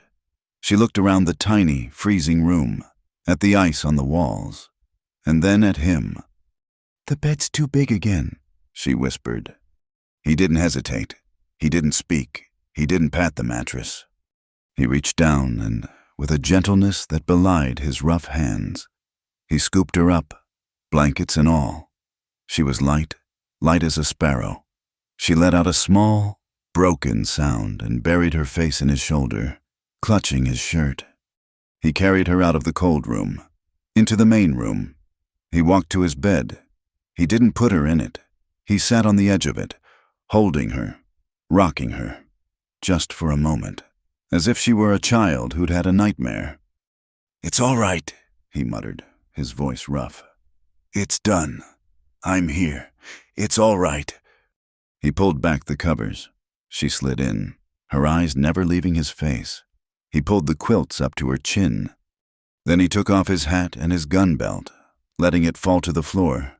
He pulled off his muddy boots, and he lay down on the mattress beside her, on top of the quilts. She was trembling. He lay on his side, looking at her. The room was dark, the only light coming from the orange coals in the stove. He reached out, his hand shaking slightly. He touched her hair. It was soft, spilling over the pillow. She didn't flinch. She just watched him. Slowly, carefully, he moved closer. He slipped his arm under her pillow, and he gathered her to him. She let out a long, shuddering sigh and melted against him. It wasn't the chaste, stiff separation of the blizzard. This was something else. She was small and warm, and she fit against him. Her head found the natural hollow of his shoulder, and she rested it on his chest. He could feel her heart, beating like a frantic bird, gradually slow down, matching the steady, solid beat of his own. His other hand came up, and his fingers, rough and calloused, threaded into her hair, holding her head, protecting her. They lay like that for a long time, in the quiet, listening to the fire pop. They didn't make love. The thought was miles away. This was deeper. This was two broken halves finding a fit. This was the first true, unguarded peace either of them had known in years. After a long time, she spoke, her voice muffled against his shirt. "No one's ever fought for me," she whispered. "Not ever." Levi's arm tightened around her. His fingers gently massaged her scalp. He thought for a moment. There in the dark, he thought of his brother, and Sarah, and the coward he had been. He was not that man anymore. "I fight for what's mine," he said. Joanna burrowed closer, and for the first time since she had left Illinois, she slept a deep, dreamless sleep. She woke to the smell of coffee. The sun was up. She was alone in the bed. She sat up, clutching the quilt. Levi was at the stove, his back to her. He was wearing a clean shirt. He heard her move and turned. His face, in the morning light, was a road map of fading bruises. He looked at her, and his gaze was steady. "Joanna," he said. "Levi." He walked to the bed, holding a tin mug of coffee. He handed it to her. Their fingers brushed. This time, neither of them pulled away. He sat on the edge of the bed, not looking at her, but at the floor. "What I said in town yesterday," he started, his voice quiet. "At the church. I meant it, but bride. That's just a word. It's not enough. Not against a warrant." He turned and looked at her. He took her free hand, I want it legal. Joanna. Binding. I want my name to be your name, so your father can't touch you, so the law has to see you as mine." He took a breath. "I know what people say. I know what they think of you, what they think of me. Let them. I'm not leaving you in this world alone. I'm not good with words, but I'm asking, will you marry me? Joanna, legal and proper, today." She looked at him, at this good, battered man. He wasn't offering her a grand passion. He was offering her a shield. He was offering her his name. He was offering her his life. Tears welled in her eyes, but this time they were not from fear or sadness. They were from a deep, aching relief. "Yes," she whispered. "Yes, Levi." He didn't smile, but the deep lines of pain around his eyes softened. He squeezed her hand. "All right, then. Get dressed. We'll ride in." An hour later, they rode to the outpost. She wore her only good dress, the one she'd arrived in, now washed and pressed. He wore his clean shirt. They rode side by side. When they got to the outpost, the street was quiet. Henderson watched them from the store window, then turned away. Mrs. Davies's curtains were drawn tight. Levi didn't even look at them. He tied the horses at the church. He knocked on the preacher's door. Reverend Davies answered. He was pale. "Mr. Thorne." "We're here to be wed, Reverend," Levi said. The preacher just nodded and went to get his book. "We need witnesses," Joanna whispered, looking around the empty, cold church. Levi nodded. He walked out of the church, across the street to the blacksmith's forge. The ring of hammer on anvil was the only sound in town. He went inside. Joanna watched from the church doorway. She saw him talking to the blacksmith, Abe Miller, a big man with arms like tree trunks. Abe nodded, set his hammer down, and wiped his hands on his apron. He called to the small house behind the forge, and his wife, Martha, came out. They walked back across the street together. Martha Miller was a sturdy woman with kind eyes. She saw Joanna, and she smiled, a real warm smile. They stood in the dusty, cold church. The sky outside was a flat, hard gray. The Reverend rushed through the words, his voice monotone. Levi's voice, when he said "I do," was a low, steady rumble. Joanna's voice, when she said "I do," was quiet, but it didn't shake. "I now pronounce you man and wife," the preacher said, closing his book with a snap. It was done. Abe Miller shook Levi's hand, a powerful, crushing grip. "Congratulations, Thorne." Martha Miller stepped past the men and pulled Joanna into a fierce, strong hug. "God bless you, child," she whispered, patting her back. "He's a good man, even if he is a silent one." She was the only one who smiled. They walked out into the gray afternoon. Mr. and Mrs. Thorne. Levi helped her onto the mare. He mounted his own horse. They rode home, side by side, as the first cold drops of a spring rain began to fall. The rain that had started at the church followed them home. It was a cold, miserable spring rain that turned the yard into a thick, clinging mud. They put the horses away, their movements quiet, almost shy. They were husband and wife. The words felt strange, heavy as the wet wool of their coats. Inside the cabin, the fire was nearly out.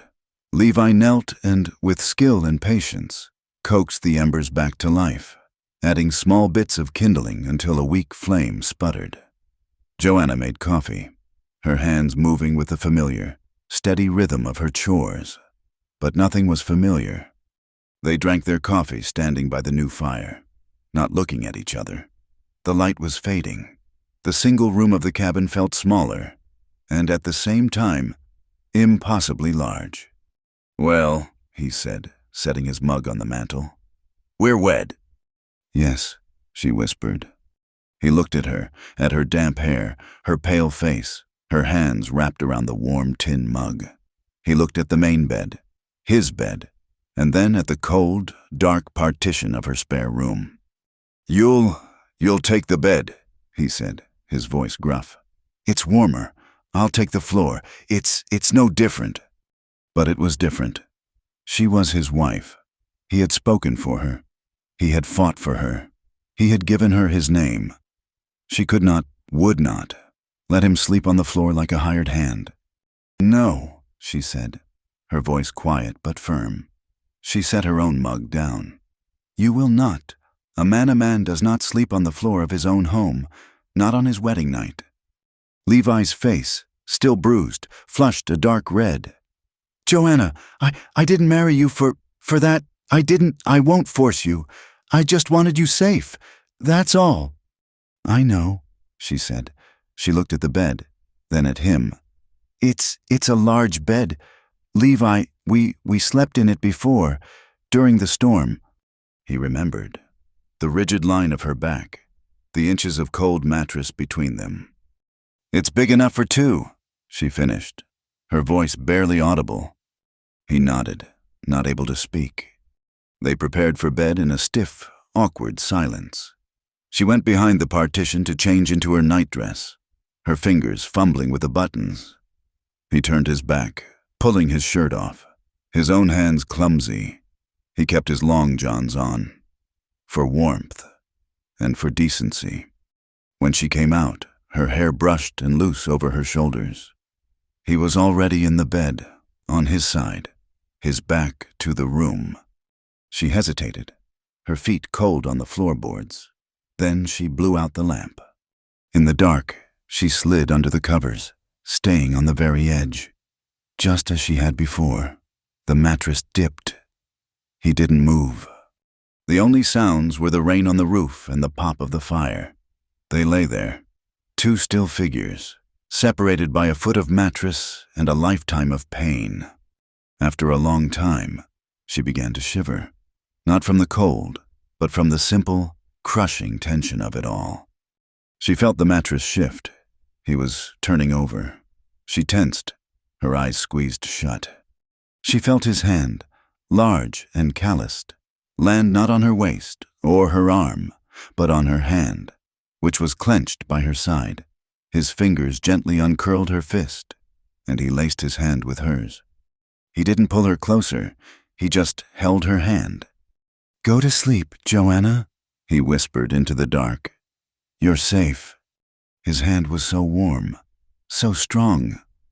She held on, as if he were a rock and she were drowning, and for the first time, she believed it. She slept.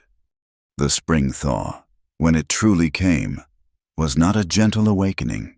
It was a violent unburdening. The snows melted, and the Laramie River, swollen and angry, roared past its banks. The world that emerged was not green, but brown and broken.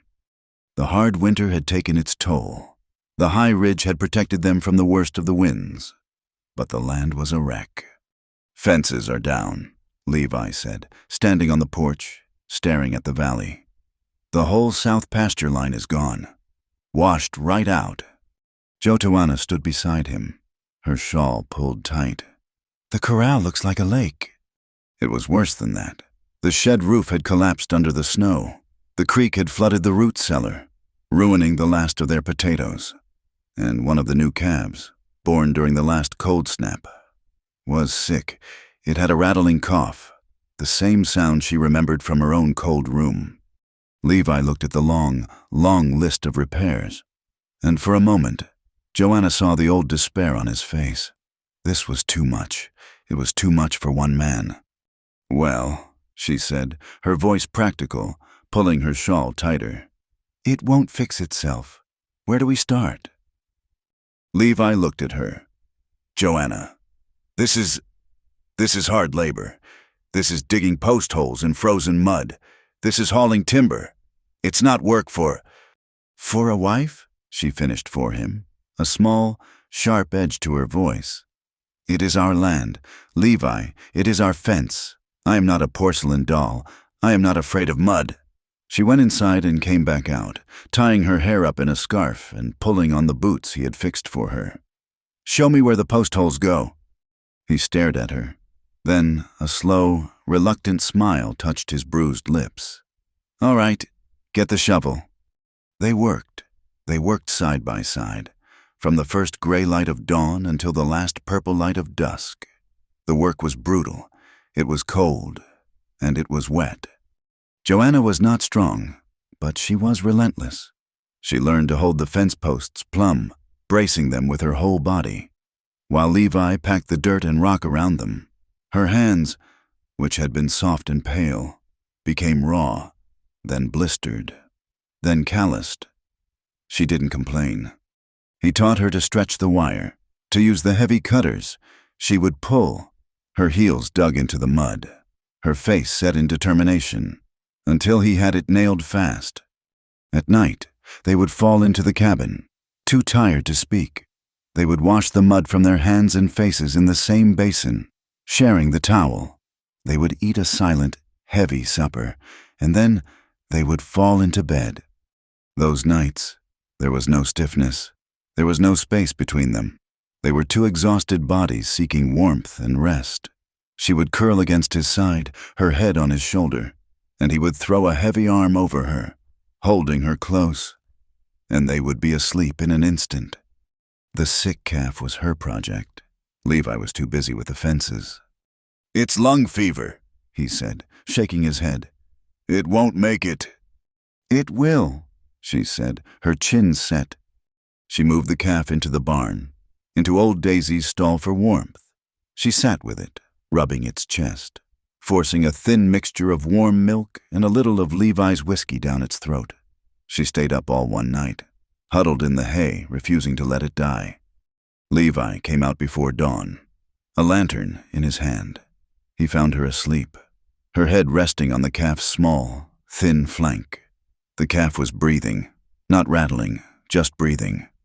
He stood and watched her for a long time, this woman who had been sent to him by mistake, this woman who was tougher than any man he knew. He took off his own heavy sheepskin coat, the one he had just put on, and gently draped it over her shoulders.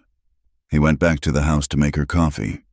The work was hard, but as the days grew longer, the rhythm of it settled into them. It became a kind of language. They didn't need to talk. He would just nod toward the tools, and she would pick up the ones they needed. One afternoon, they were trying to fix the roof of the chicken coop, which had been smashed by a falling branch. The ground was a slippery, treacherous mess of mud and straw. Levi was on the low roof, hammering a new board, and Joanna was handing him nails. "This," he grunted, sliding on the wet wood, "is the last of it. Then we just need to—" His boot slipped. He didn't just stumble, he slid, feet first, off the low roof, landing with a great, wet thwack, flat on his back in the middle of the chicken run. He lay there, stunned, covered from head to toe in thick, black mud and chicken droppings. Joanna froze. She looked down at him. He looked like a creature born from the swamp. His face was a mask of pure, stunned indignation. He wiped a smear of mud from his good eye and glared at her. "Don't you say a word." She pressed her lips together. She tried. She truly did, but a small sound escaped her, a little squeak. "Joanna," he warned, trying to sit up, only to slide again. And then it happened, a sound he had never, ever heard. She put her hand to her mouth, and a real, bright peal of laughter burst out of her. It wasn't a giggle. It was a full, clear laugh, the sound of pure, unbridled joy. "It ain't funny," he growled, but the anger was gone. He was staring at her, transfixed. Her laugh was like the sun coming out. "It is," she gasped, laughing so hard she had to hold on to the coop. "It's a little funny. Levi, you look ridiculous." He stared at her for another second, at her face, bright with mirth, and the rusty hinge in his own chest gave way. He started to chuckle, a low, deep rumble that shook his whole body. He reached up a muddy hand. "Well, if it's so funny, you might as well join me." "No!" she shrieked, but he had her hand, and with one strong pull, he tugged her right off her feet. She fell beside him into the mud, and her laughter turned into a scream, and then back into laughter. They sat there, the two of them, in the filth of the chicken run, covered in mud, laughing until their sides ached. That laugh changed things. It broke the last of the ice. The cabin, which had been a place of silence and survival, started to feel like a home. Joanna, seeing the first signs of real green on the hills, took a spade and started digging by the cabin's front door. Levi watched her from the barn, wary. "What are you doing now? The ground's too hard. Nothing grows there but sagebrush." "Something will grow now," she said. The next time Martha Miller, the blacksmith's wife, rode out to visit, a brave, kind act that few others in town dared, Joanna traded her a small jar of preserved berries for a handful of seeds, petunias, hardy, simple flowers. She planted them. She watered them. She protected them from the wind with little stone walls. Levi would watch her from a distance, this woman kneeling in the dirt, tending a small patch of hope. He was stunned. He had built this place as a shelter from the world. She was turning it into a part of it. Their nights changed, too. The exhaustion was still there, but it was joined by something else, a tenderness, a closeness that went beyond just shared warmth. They slept in each other's arms every night. Sometimes it was chaste, a simple, desperate holding. Him, holding her close, his chin resting on the top of her head, her ear pressed to his chest, listening to the steady, strong beat of his heart. But sometimes it was not. Sometimes he would kiss her. He would kiss her forehead, her cheek, and then her mouth. His kisses were not like Samuel's, which had been hot and hungry and demanding. Levi's were slow. They were questioning. They were tender. And she, who had only ever known the cold rejection of her father or the bruising passion of her first husband, learned what it was to be wanted, to be cherished. He was a man of slow, quiet passions. He touched her like she was something precious, something he was still terrified of breaking. And in the dark of their cabin, with the wind howling outside, they found a way to mend each other, body and soul. It was always gentle. It was always quiet, and it was always tender. The peace lasted for almost 2 months. The fences were mended. The flowers were small green shoots. Levi's face had healed. The bruises long faded, leaving him looking younger. The lines of grief around his eyes softened. But the world outside had not forgotten them. They needed supplies, salt, flour, and coffee. They were low on everything. "I'll go," Levi said one morning. "It's been weeks. It's cooled down by now." Brody handled it. "I'll come with you," Joanna said, her chin set. "No," his voice was firm. "You stay. I don't want to risk it. I'll be back before sundown." He kissed her, a brief, firm press of his lips, saddled his horse, and rode off. Joanna watched him go. The old, cold fear that she had almost forgotten crept back into her heart. She tried to busy herself. She scrubbed the floor. She baked bread. She tended her tiny garden. Sundown came. The sky turned a brilliant, bloody red. He was not back. Twilight settled. The hills turned to purple shadows. He was not back. Full dark, she stood on the porch, staring into the blackness, her heart a cold stone. She knew, as surely as she knew her own name, she knew something was wrong. She went to the barn. She saddled old Daisy, her hands shaking so badly she could barely buckle the cinch. She grabbed Levi's rifle from the rack by the door, a weapon she had never touched. She rode, not fast, but steady, following the road to the outpost. The moon was a thin, cold sliver, giving just enough light to see the track. She found him 3 miles from home, near the riverbank. He wasn't on the road.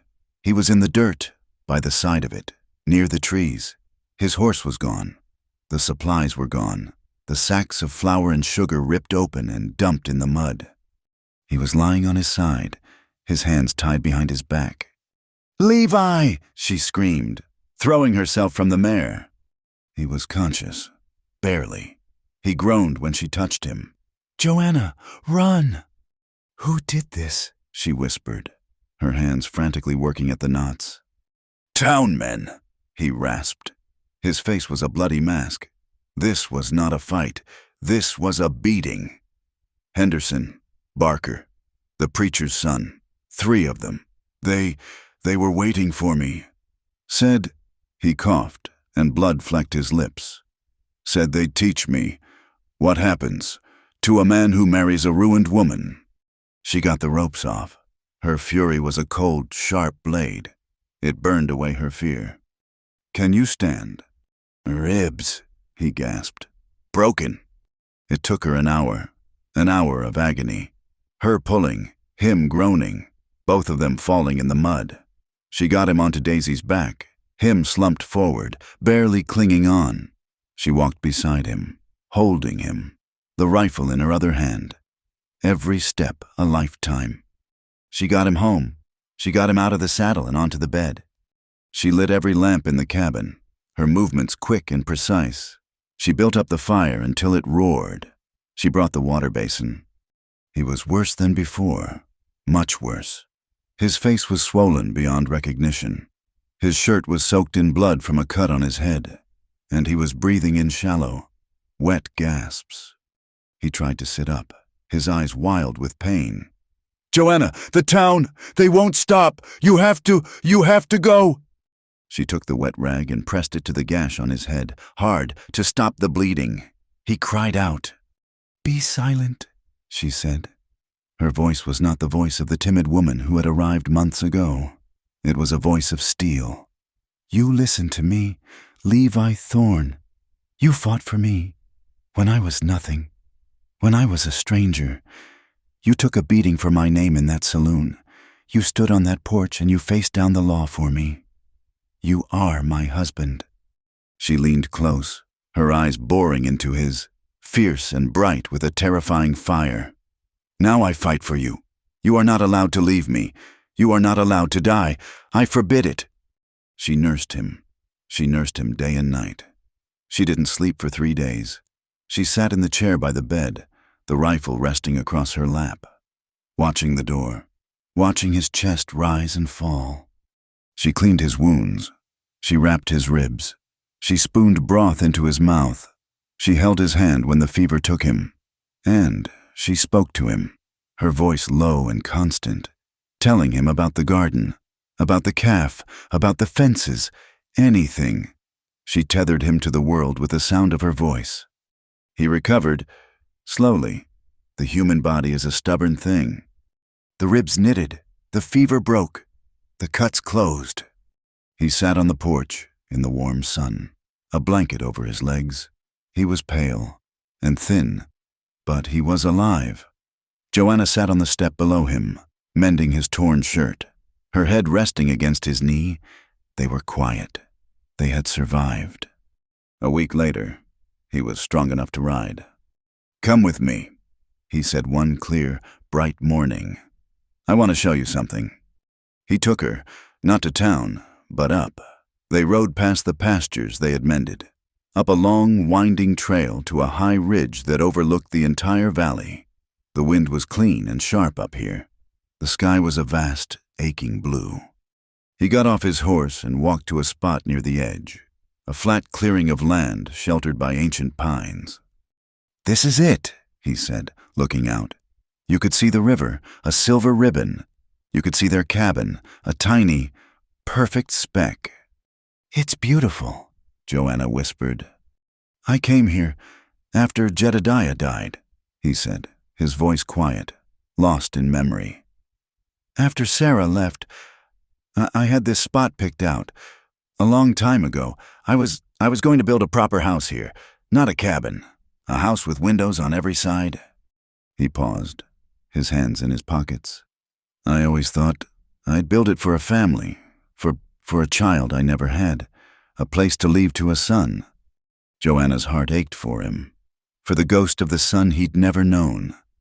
After I lost them all, he went on, I gave up on it. I figured this was where I'd be buried. It was a place for endings, for all the things I'd lost. He turned and looked at her.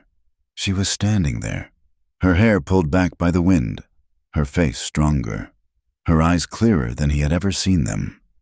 She was not an ending. He took her hand. But it doesn't feel like an ending anymore. Joanna, he looked back at the view. Maybe it's time to build again. A smile broke across her face, bright and sudden as the sun. She looked at the clearing, at the impossible blue sky. Oh, Levi, yes.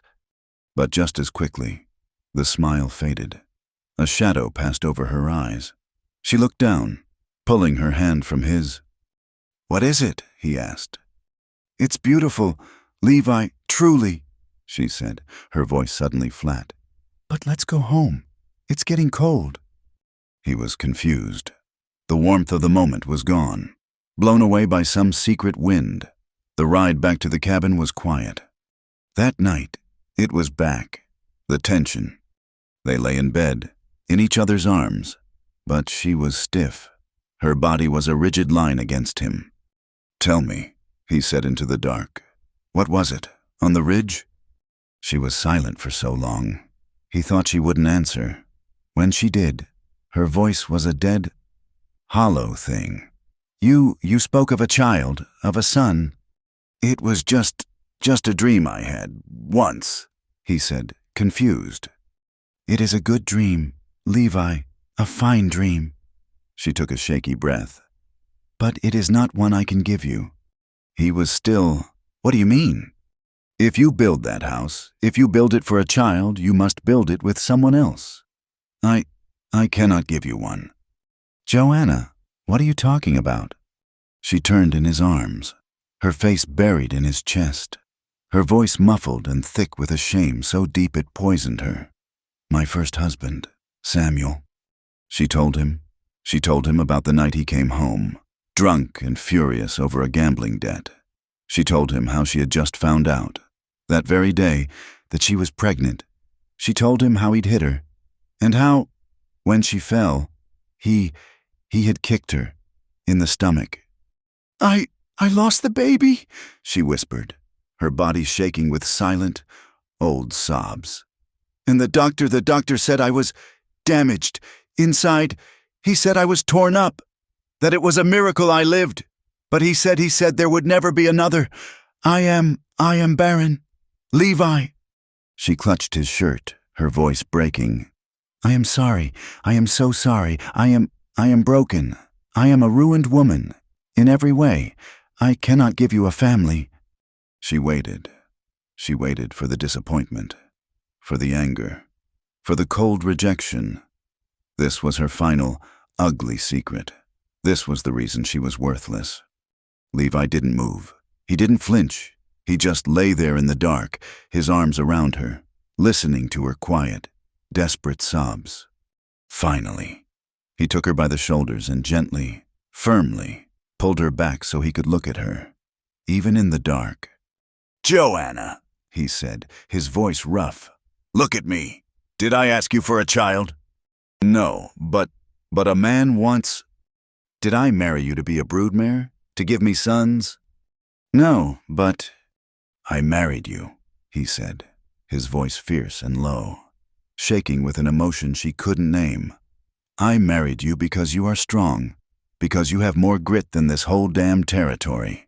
I married you because you sat up with a sick calf, and you planted flowers where nothing should grow. I married you because I did not want to eat alone. I married you because you are you. He pulled her back, holding her so tight she could barely breathe. We build anyway, he said. She sniffled, confused. But the child, the family. We build, he repeated, his voice thick.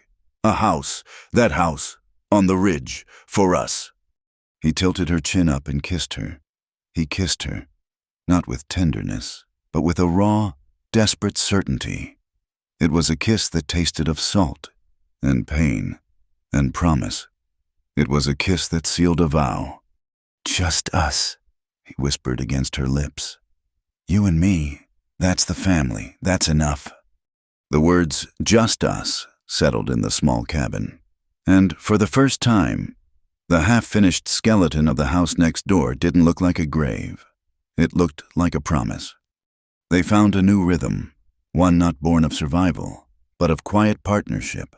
They worked, they ate, they slept. They began to talk of the future, not of children, but of a new roof, of a well, of the house on the ridge. Levi started hauling stones from the riverbed in the evenings, piling them near the spot he had shown her. He was building a foundation. Their peace was a fragile, new-sprouted thing. It was bound to be tested. The test did not come from bounty men. It came from a man in a fine, Eastern-cut suit, who stepped off the morning stagecoach looking as if he had swallowed poison. Joanna and Levi were in the outpost. It was the first time they had been in together since their wedding. They were there to buy lumber. And, perhaps, Levi had gruffly suggested a bolt of blue calico cloth he'd seen Joanna touch once. A few people nodded. Mr. Thorne, ma'am. Abe Miller, the blacksmith, had waved. The preacher and his wife had crossed the street. It was a cold peace. But it was peace. Then the stage arrived. The man who stepped out was tall, thin, and impeccably dressed. His face was pale with rage, and his cold, gray eyes swept the street until they landed on Joanna. Joanna's hand, which had been resting on Levi's arm, went cold. She stopped dead. "No," she whispered. "Joanna?" Levi asked, feeling her terror. "Father," she breathed. Arthur Covington saw her. He saw the rough, bruised man beside her. He saw her worn dress and her calloused hands. His face, already pale, turned a shade of purple. "Joanna!" he boomed, his voice a whip crack in the quiet street. "You will come here this instant.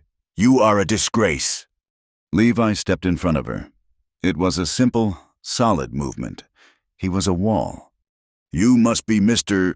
Covington," Levi said, his voice a low, dangerous rumble. "Get out of my way. You half-savage." Her father spat, striding toward them, his hand on a silver-topped cane. "I am here to collect my property. That woman is my daughter, and she is a fugitive from the law. I have a warrant. I have paid men. She is coming home." The street went silent. This was better than a saloon fight. This was a reckoning. Henderson peered from the store window. "Mrs." Davies pulled her curtains back. "She is not your property," Levi said, not moving. "And she is not a fugitive. That bounty was based on a lie." "A lie?" Arthur Covington laughed. A short, ugly sound. "She stole from me. She shamed my name. She is my blood, and she will do as she is told. Now, step aside, or I will have you arrested for hindering me." "You can't arrest him," Joanna said. Her voice was shaking, but she stepped out from behind Levi to stand beside him. "You can't." "Silence, girl," her father roared. "You have no voice here. You are a fallen woman, a thief's widow, and now this." He jested at Levi with his cane. "Shacking up with some backwoods brawler? You will return to Illinois, and you will be confined, where you can do no more harm." "She is not shacking up," Levi said, his voice dangerously quiet. "She is my wife." The street gasped. Arthur Covington's face went from purple to white. "You what?" "She is Mrs. Joanna Thorne," Levi stated, his voice ringing out, clear as a bell, for the whole town to hear. "She has my name. She has my protection, and you will not speak to her that way." "Wife!" her father shrieked, his composure cracking. "You married her? You married a ruined baron." He didn't get to finish. Levi moved so fast. Covington didn't see it. One moment he was shouting. The next, Levi had him by the front of his fine suit, lifting him half off his feet. Levi's face, the one that had been beaten twice for her, was a mask of cold, controlled fury. That Levi whispered, his voice shaking, "is the last ugly word you will ever say about her." "Levi, no!" Joanna cried, pulling at his arm. He let him go, shoving him back. Arthur Covington stumbled, his dignity gone, his face contorted in a mask of pure hate. "You'll hang for this," Covington hissed, adjusting his suit. "Assaulting a man of my standing, and you worthless." "No." The word was not loud. It was not from Levi. It was from Joanna. She stepped forward, past Levi. She was trembling, from the boots he had mended to the top of her head. But she did not back down. She stood in the middle of the dirt street, and she faced her father. "No more," she said, her voice shaking but gaining strength. "You will not call me names. You will not threaten my husband. You will not stand here and lie." She turned, not just to her father, but to the whole town, to Mr. Henderson, to the preacher who had come out onto the church steps, to Mrs. Davies, to Abe and Martha Miller, to everyone. "My name is Joanna Thorne," she said, her voice ringing with a truth that was more painful than any lie. "But I was Joanna Covington, and my father, he did not lose me. He cast me out." A stunned silence fell over the street. "I married a man my father forbade," Joanna continued, her voice growing stronger, a fire being lit in her. "He was right. Samuel was a bad man. He was a thief, and he beat me." Mrs. Davies' hand went to her mouth. "When I cried for help, when I went to my father's house, bruised and bleeding, he turned me away. He said I had made my bed. He said my shame was his shame, and he would not have it in his house. He told me to go back." She looked at her father, who was watching her, his face a mask of stone. "When my husband was arrested," she said, her voice breaking, but she did not stop. "My father disowned me when I was left a widow, with nothing. He told me I was a stain on his name. He gave me $20 and told me to disappear. I took that money and a letter from Levi's sister, and I ran for my life." She pointed a finger at Arthur Covington. "The bounty, the theft, it was a lie. It was a lie to punish me, to drag me back, because he could not stand that I had escaped. He was not rescuing a daughter. He was hunting an animal. He sold me off, like cargo." She finally turned to the Reverend, who was staring at his own shoes. "Reverend, you spoke of God's truth. This is the truth. I was a ruined woman, not because of what I did, but because of what was done to me. Because men like my father and my first husband, they used me, and they broke me, and they threw me away." She took a deep breath, and she walked back to Levi's side. She took his hand, his rough, calloused, safe hand. "And this man," she said, her voice soft now, but clear as day. "This silent, good man, he took me in when I had nothing. He gave me warmth when I was freezing. He gave me a home when I was homeless. He took my shame and my sorrow, and he gave me his name. He is my husband. This is my home, and I am never leaving." The street was dead silent. You could hear the wind. You could hear the clang of Abe Miller's hammer, which he had dropped. The preacher, Reverend Davies, slowly walked down the church steps. He did not look at Joanna. He looked at Arthur Covington. "Mr. Covington," the preacher said, his voice quiet but firm. "I believe this town has seen enough. The stagecoach leaves in an hour. I suggest you be on it." Arthur Covington looked at the faces around him. He saw no allies. He saw no respect. He saw only the cold, hard eyes of the plains, looking back at him. He saw his daughter, standing tall, holding the hand of a man who looked like he could break him in two.